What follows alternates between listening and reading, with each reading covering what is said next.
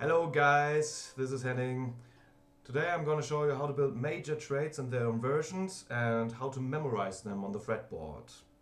So, as we want to build major trades, we focus on 3 strings only. The G string, the third, the second string B, and the first string E. So, now let's get focused on what a major trade is and how to inverse it. So at first we want to have a look at the major trades and their inversions. At first we look at this root position. The root of a C major trade, of course, is C. That's why I signed a 1 here, the symbol for the root. Then the third is an E, third, and the fifth is G. So when we want to inverse it, the C goes up an octave above the fifth, above the G. So now C is on top of this chord and E is the lowest note. That's why we start with an E on the lowest string, G on the second lowest and C on the highest. Then we have the first inversion. The same happens when we have an octave. When we octave the third, the E. So we have this on top note, E, the third. And we have the fifth in the bass note on lowest string.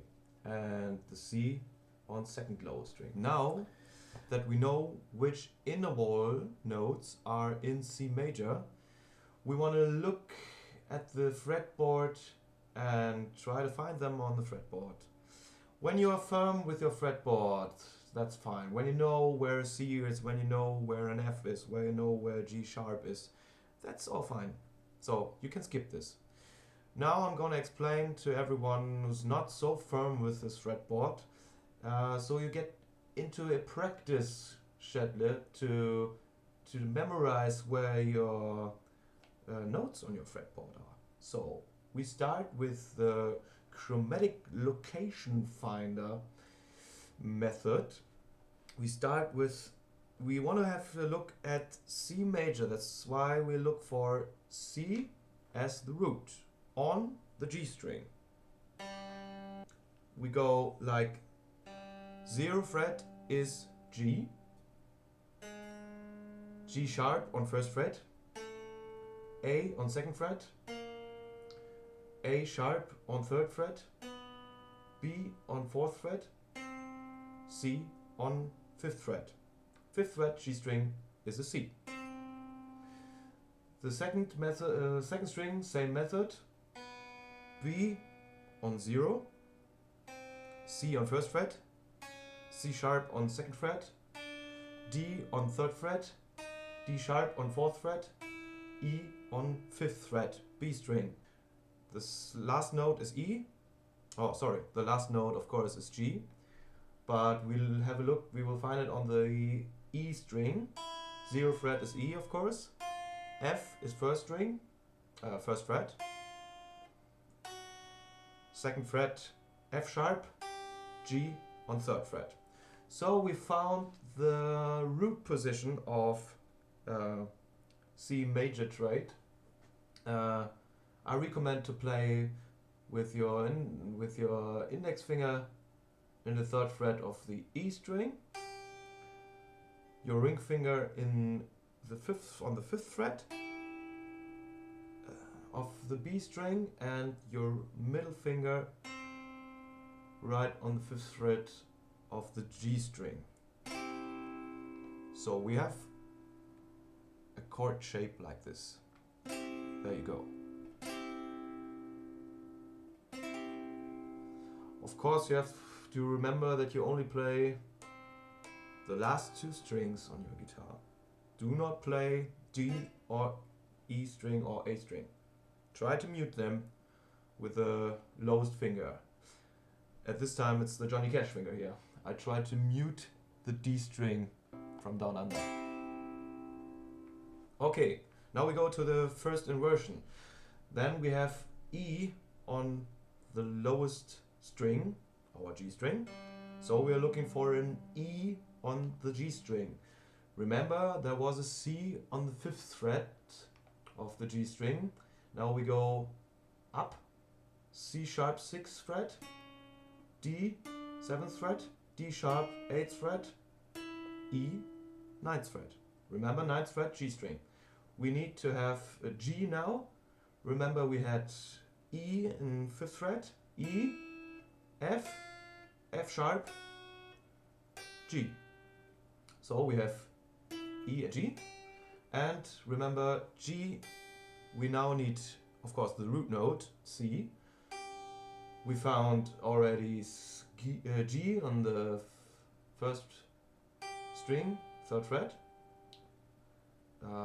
G, G sharp, A sharp, B, C. I recommend to play B and E string simultaneously with your index finger and your middle finger on the 9th fret G string.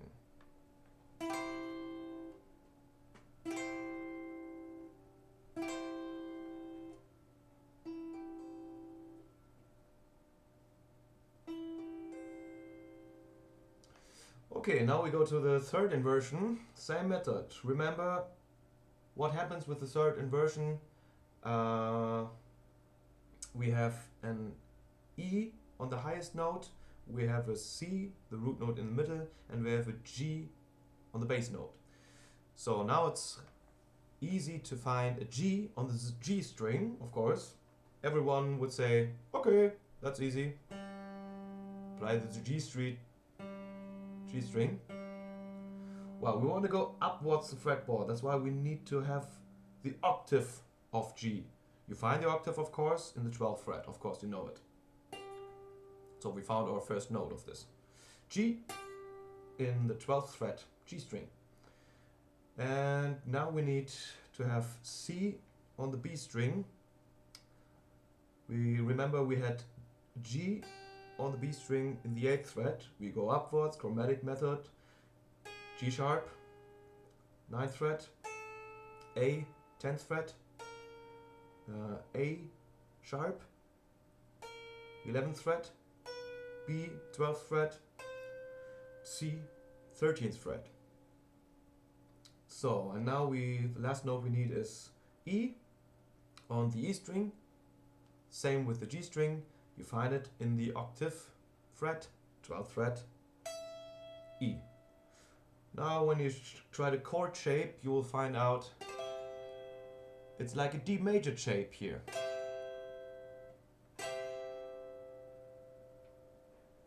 Although you try to focus on the last two strings, G, B, E. Okay, now we have all chord shapes. We have the root position, we have the first inversion, and we have the second inversion of C major. Next thing is that we want to put these major traits into music. I invented a chord progression like 1 bar with C and G and 1 bar with F and G. So let's get into this and play some music with major traits. So most guitarists then would play C, G, F, G, C, G, F, and G. So it sounds very good, quite good, it works, but to have it more accurately and separated from each other, I recommend to get into this triad method.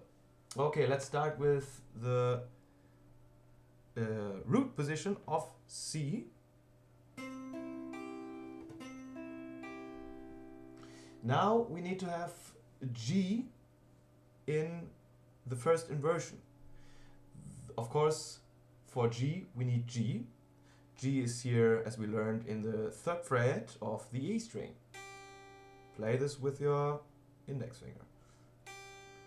Then we also learned by the chromatic method before, in 3rd fret is the note D. Right. Then we need our middle finger for the note B. We fret a G in the first inversion, like B, D, and G. And the third chord is F major. You can keep this fretting of the first inversion, like we had on G. Just go down 2 frets. Now you have your middle finger in the second fret on the G string. The note is called A. This is the third of the chord. In the first fret of the B string, and in the first fret of the E string. There you have your root note. On the B string you have the 5th. So this is F in the first inversion. G in first inversion, G in root position. So now you can go always on the off, like the rhythm of reggae. 1 and 2 and 3 and 4 and 1 and 2 and 3 and 4 and. I always mute the strings by losing my fingers a little bit from the positions they rested before, as I fretted the chord. You see that? G, first inversion. F major, first inversion. G major, first inversion. Always losing it to mute the strings, to have more, like, a little more rhythm in it.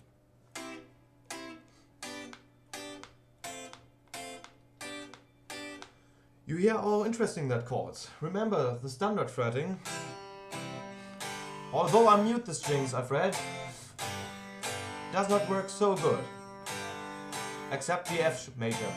This works, but there are a lot of bass notes in it, and this will make the bass player in your band, so we don't need this. This is like reggae or funk.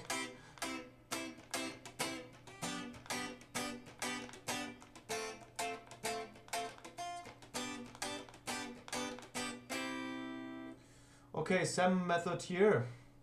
Start with the first inversion of C major. And now you get G in the second inversion. This is the D major fretting. And F major in the second inversion, of course. Just 2 frets down everything. And just 2 frets up, and you have G again. Okay, here we go. C, first inversion. G, second inversion. F, second inversion. G, second inversion.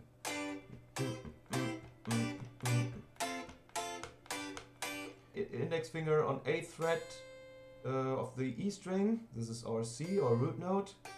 And G, the 5th on the 8th fret with your index, both.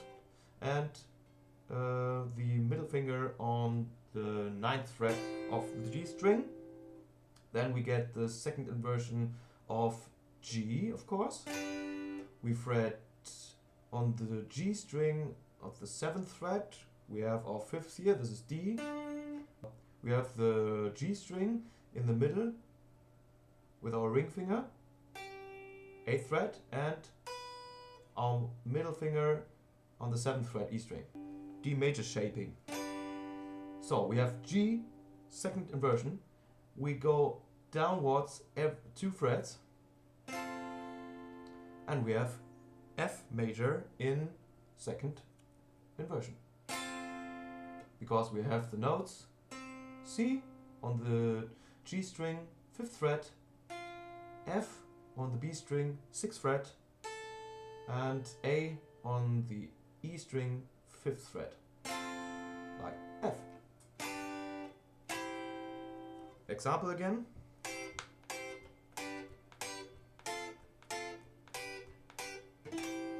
Let's go on to the next position. This starts here on the 12th and 13th fret with the second inversion of C.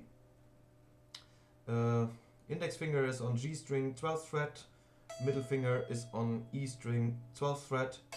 Ring finger is on 13th fret B string. Then you go to the root position of G. We have 10th fret E string, note D, and your ring finger on the B string, 12th fret B, and your middle finger on the G string, G. So root position G major. And the last trick I did was, in the example of the intro of this video, I moved upwards, not downwards, to F major here. Root position, this is fine, this works, this sounds cool, but it also sounds cool to move the last chord to the highest one. Like F major first inversion, we fret middle finger and A in the 14th fret, 13th fret C with your index finger, and F on the E string, 13th fret. Example again.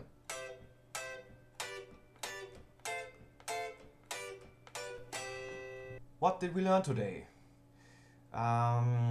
It's up to you to get active as a musician now. It's not that you go for some notes or for some tabs in the internet and learn it by heart.